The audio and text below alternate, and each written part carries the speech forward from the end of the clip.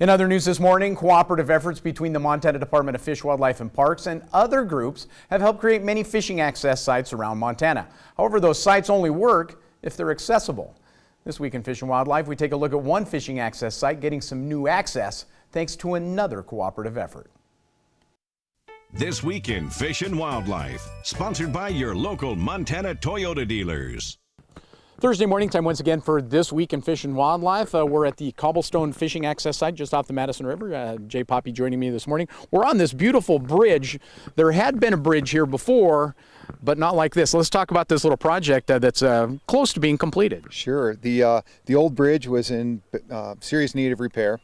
So we worked with the Madison Gallatin chapter of Trout Unlimited, Northwest Energy, and Fish, Wildlife and Parks. We came up with a plan to rebuild this bridge, and here it is. It spans about 60 feet. It's set on real concrete sill blocks, much more sturdy, long-lasting solution to what we had before.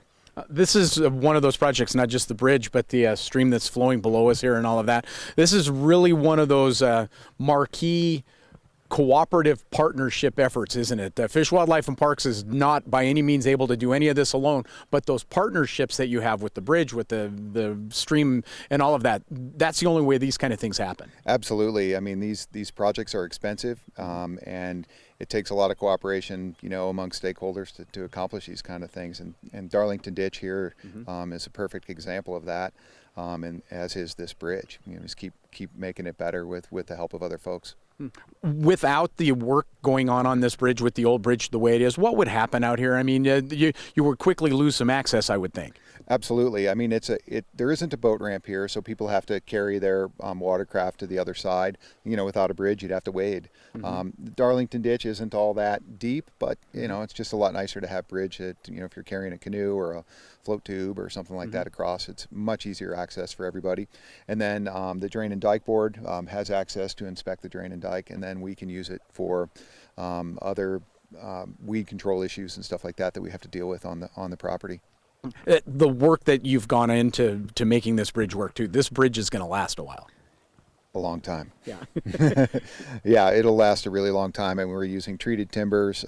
We worked with our engineering department out of Helena, and they designed us one heck of a bridge, and it was really fun for myself and our crew to build it. Yeah, it sits up higher than it did before. I would just think high water, all those kind of things. You're looking at a structure that you feel like is going to be here for a while. Absolutely, absolutely. We've got a few things to tidy up. We still have the railings to put on. We should get that done by the end of the week, but we're pretty much wrapped up. Roughly how long has this little project taken to do out here? Well, the building's only taken 2 weeks. It's been a little bit over a year to wrap up all the funding and get all the partners together. And then we were hoping to build it this spring, but with the super wet weather we had this spring and the availability of an excavator to help us set the concrete and stuff, so it's gotten pushed back. So I'm really glad that we're getting it wrapped up before fall. That's perfect. Again, Jay Poppy, we are at the Cobblestone fishing access site along the Madison River. New project. Great example of the cooperative effort that get these projects done. Jay, thank you very much. Thank you. And that's This Week in Fish and Wildlife. This Week in Fish and Wildlife was brought to you by Toyota. Let's go places.